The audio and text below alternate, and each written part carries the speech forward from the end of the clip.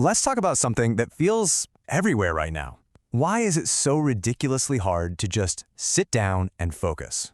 In this explainer, we're going to get into the real science of why your brain feels completely overloaded and, more importantly, what you can actually do to reset it.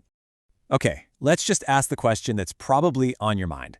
Why can't you focus anymore? Why does a simple task, something you know you need to do, feel like climbing a mountain? And why does everything else, a good book, a quiet moment, even just your own thoughts, feel kind of bland? So let's get one thing straight right off the bat, and this is the most important part. Your brain isn't broken. There is nothing fundamentally wrong with you. And I know that's probably a huge relief to hear, right? But it does beg the question, if it's not broken, then what on earth is going on? Well, the answer is actually pretty simple. It's not broken, it's just overloaded. Specifically, it's overloaded with a little chemical you've definitely heard of, dopamine. And that overload is quietly hijacking your focus, your motivation, and maybe even how happy you feel day to day. And this brings us right to something we can call the dopamine trap. It's this sneaky cycle that, honestly, millions of us are caught in, and most of the time, we don't even see it happening. I mean, just look at this. Does this look at all familiar? It starts the second your alarm goes off. You grab the phone. You're eating, but you're also watching videos. You're trying to work, but you're constantly being pulled away by something else. See, from morning till night, it's just a non-stop flood of stimulation. This isn't just a few bad habits, it's a really powerful feedback loop. And that whole cycle, it has a name: dopamine overload. It's basically a state where our brains get hooked on these huge, constant hits of stimulation and instant gratification.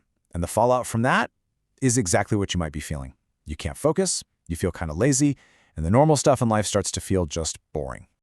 So why? Why does this even happen? What's actually going on inside our heads that lets this cycle completely take over? To really get it, we've got to look at how our brains are built to adapt. Now, it is absolutely crucial to get this next part right. Dopamine itself, it's not the bad guy here, not at all. It's a vital chemical that our brains use to motivate us, to push us toward achieving goals, whether it's finding food or finishing a big project. It's the molecule of more. See, the real problem isn't the dopamine. It's what we're using to trigger it all day, every day. Things like scrolling through social media, binging short-form videos, even eating junk food. These things give our brain a huge, easy, unnatural spike of dopamine that real life just can't compete with. So what's the end result of all this? Well, when your brain is flooded with these massive highs all the time, it does what it's designed to do. It adapts. It basically says, okay, I guess this is the new normal. So your baseline sensitivity just drops. And because of that, real life with its normal, healthy rewards doesn't just seem boring. It actually starts to feel boring. Okay, so this whole situation has spawned a huge trend you've probably seen everywhere, the dopamine detox. But here's the thing. The way most people talk about it, it's pretty much a myth. I mean, it sounds like the perfect solution, doesn't it? If the problem is too much dopamine stimulation, then of course you should just detox from it. But is that what's really going on? Well, here's the kind of shocking truth. You can't actually detox from dopamine. It's not a toxin you can just flush out of your system. Your brain makes it all the time because it literally needs it to function. So what are we really talking about here? Let's break it down. On the left, you've got the popular myth, this idea that you're somehow getting rid of the dopamine chemical itself, which is impossible. On the right, you have the scientific reality. The goal isn't to remove a chemical, it's to remove the constant artificial overstimulation. It's not a chemical cleanse, it's a behavioral reset. So if detox is the wrong word, what's the right approach? Well, that brings us to the actual solution. It's not a detox, it's a reset. So let's get into the nitty-gritty of what a real brain reset actually looks like. It really comes down to 4 simple, but challenging steps.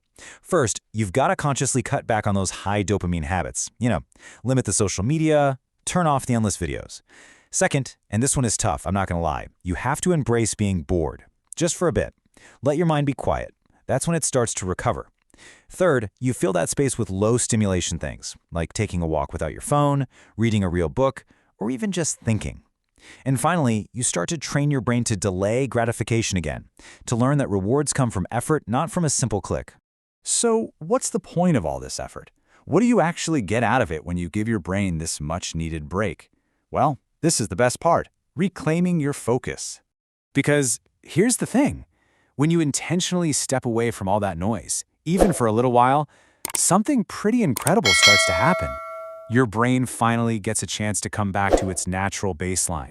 And this is what that transformation feels like. Your focus actually gets deeper, you can stick with one thing for longer, your mind feels calmer, less twitchy. Then you notice the simple things like a walk or a good conversation are actually enjoyable again. And maybe most importantly, you finally feel like you're back in the driver's seat of your own mind instead of the other way around.